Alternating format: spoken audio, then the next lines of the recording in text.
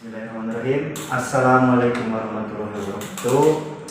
Berjumpa lagi dalam podcast yang berikutnya. Untuk kali ini saya berkesempatan mewawancarai salah satu siswa asli ISO yang fenomenal. Karena apa saya bilang fenomenal? Baru saja masuk ISO 1 minggu dia sudah bisa lolos job. 1 minggu coba. 1 minggu itu baru belajar bahasa. Itu mungkin bergila-gana katakan bisa tembus untuk seleksi di perusahaan Jepang. Luar biasa. Ini saya kedatangan narasumber siswa asli ISO Jepang angkatan pertama yang sangat fenomenal. Namanya, silakan perkenalkan diri sendiri. Perkenalkan, nama saya Lani. Saya berasal dari Cianjur, Jawa Barat. Umur saya 20 tahun. Masih muda kan? Masih muda. Semangat anak muda yang dari Cianjur. Masih single juga? Tentu saja. Berarti masih belum menikah maksudnya. Yang memiliki minat bisa menghubungi Japri ke beliau. Seperti itu. Jadi bisa diceritakan dari dulu itu 1 minggu bisa lolos Mensatsu itu bagaimana ceritanya itu?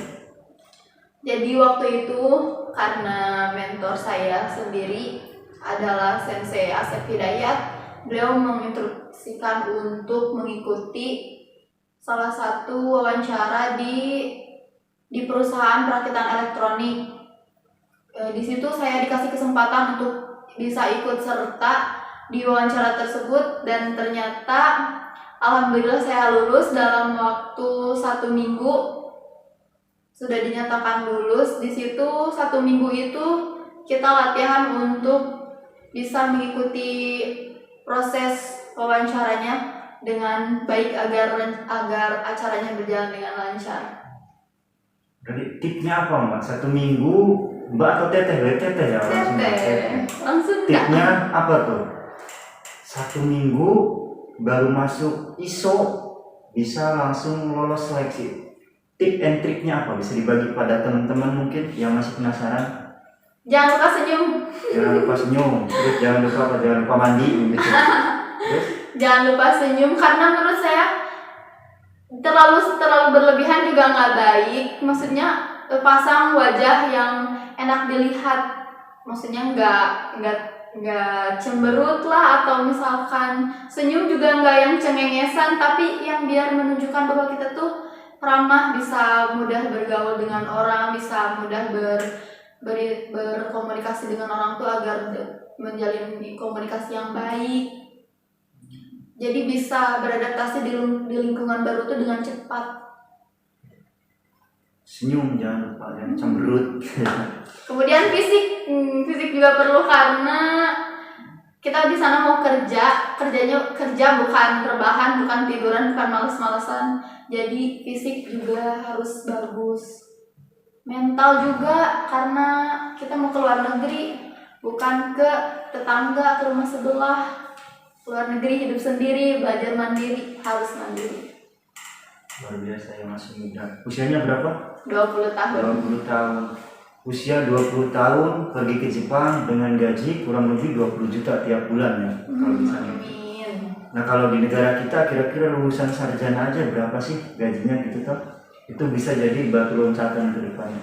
Saya salut masih muda, kemudian tidak ngurusin ya bab yang tidak perlu, kemudian punya inisiatif ingin ke Jepang dengan percepatan. Percepatan harusnya di sini 10 juta itu berapa tahun? Kalau di sana 1 tahun udah bisa kurang lebih 15 sampai 20 juta seperti itu.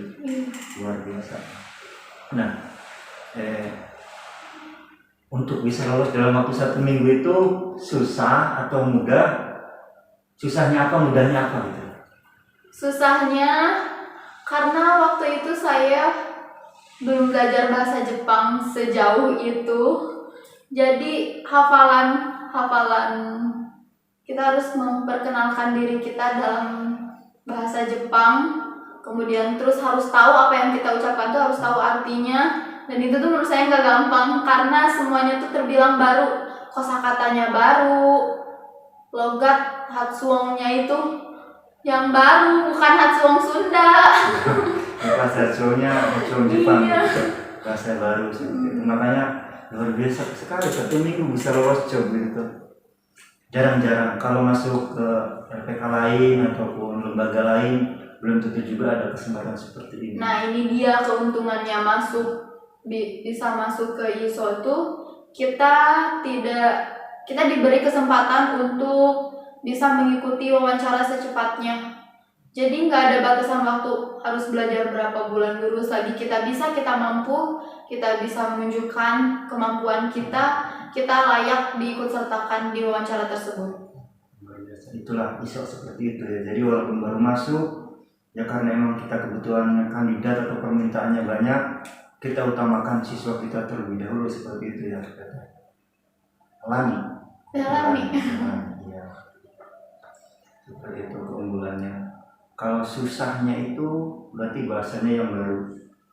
Nah, kalau boleh tahu pertama kali ikut Mensetsu itu rasanya seperti apa? Yakin lolos atau tidak yakin lolos atau seperti apa kira-kira? Sama sekali nggak nyangka banget setelah dikasih pengumuman bahwa saya adalah salah satu orang yang terpilih dari sekian banyaknya peserta yang ada, dan saya salah satunya. Kaget, bener-bener kaget. Saya salah satunya dan ternyata saya bisa. Bener, nggak ada yang nggak mungkin itu. Rezeki udah ada yang ngatur, jangan takut, percaya aja, percaya sama semuanya dan yakin bahwa kita bisa, kita mampu. Itu berarti terpilih salah satu dari, kalau tidak salah itu 36 peserta ya? Kurang lebih 36 peserta, dan Tehlani ini salah satu yang terpilih di dalamnya gitu kan, di bidang perakitan elektronik waktu itu. Luar biasa. Di ISO belajar 1 minggu bisa lolos job. Nah, setelah lolos job berarti langsung balik lagi belajar di ISO sini dulu. Iya. Kemudian apa ya? Buat teman-teman nih, daripada ke lembaga yang gak jelas gitu, kalau pengen dapat job dengan cepat, atau di ISO kan gak cuma ikut Tokutei Gino saja gitu. Kalaupun sewaktu-waktu ada kesempatan buat magang, kalau pengen ikut kepada ISO ya dipersilakan buat ikut magang. Nggak fokus banget kepada Tokutei Gino. Jadi kalau emang dari sisi akademisnya tidak mampu, ya udah ikut magang. Tapi kalau dari sisi akademisnya mampu, ya nggak ada keberatan, itu kan pilihan sendiri buat ikut Tokutei Gino, no? Jadi intinya ya itulah ISO itu seperti itu, atau LPPR itu seperti itu. Luar biasa 1 minggu. Luar biasa. Dengan waktu yang singkat 1 minggu, cepet banget. Menurut saya itu cepet banget. Ini kan nggak disangka-sangka juga guys. Nah, perasaannya setelah dinyatakan lulus itu apa coba? Kalau bisa diungkapkan. Pertama banget tuh masih datar, kayak yang lain, peserta yang lain dinyatakan lulus tuh ada yang nangis saking bahagianya, ada yang mungkin karena yang tidak dinyatakan lulus mungkin mereka ada rasa kecewa di situ. Sedangkan saya yang dinyatakan lulus karena saya tuh benar-benar orang asing di situ, belum belajar, belum apa, temen juga belum terlalu banyak, hanya beberapa orang yang saya kenal. Kemudian saya dinyatakan lulus, ekspresi saya cuma, saya lulus, ya lulus, alhamdulillah, ya udah alhamdulillah. Setelah berjalan selama beberapa menit atau beberapa jam, baru kerasa banget, wah ternyata saya lulus. Gak nyangka saya bisa melewati seminggu yang lalu. Seminggu itu saya bisa lulus. Luar biasa.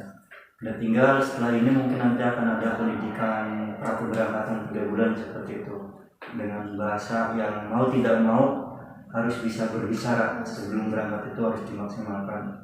Itu tetap semangatnya Mbak atau Teteh Lani. Pastinya. Buat teman-teman yang pengen gabung ke ISO itu gimana caranya? Atau pengen ke Jepang, bagaimana caranya supaya bisa bergabung ke ISO itu? Untuk teman-teman yang ingin bergabung bersama kami di ISO dan yang ingin bertemu saya di ISO, enggak deh, kalian bisa menghubungi admin yang terkait, entah itu kita di sini punya Instagram, YouTube, dan juga sosial media lainnya. kalian bisa hubungi media sosial tersebut untuk bisa mendaftarkan diri kalian ke ISO ini dan bergabung bersama kami di sini. Jadi seperti itu ya.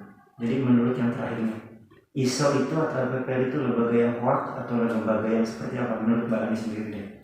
Menurut saya, ISO atau LPPR ini menjadi pilihan yang sangat tepat untuk kalian yang ingin pergi ke Jepang. Kenapa? Karena selain di sini tuh hanya belajar saja, tapi ISO juga memberangkatkan siswa tersebut. Jadi nggak yang setelah kita belajar kita nyari kesana kesini, nyari job, ikut wawancara, ribet. Di sini tuh enggak, kita dikasih kesempatan untuk bisa mengikuti wawancara, tempat, tanggal sudah ditentukan di lembaga tersebut, lembaga LPPR atau ISO, semuanya dikasih kesempatan. Dan dalam waktu yang singkat, selagi kalian mampu, kalian bisa pergi ke Jepang dengan secepatnya. Seperti itu ya Mbak ya, Mbak Teteh. Mungkin untuk kesempatan kali ini itu yang bisa kita perbincangkan. Kita tunggu lagi nanti di kesempatan-kesempatan yang lain, dan mudah-mudahan mimpi menuju negeri Sakura itu berjalan dengan lancar tanpa ada halangan yang begitu besar gitu.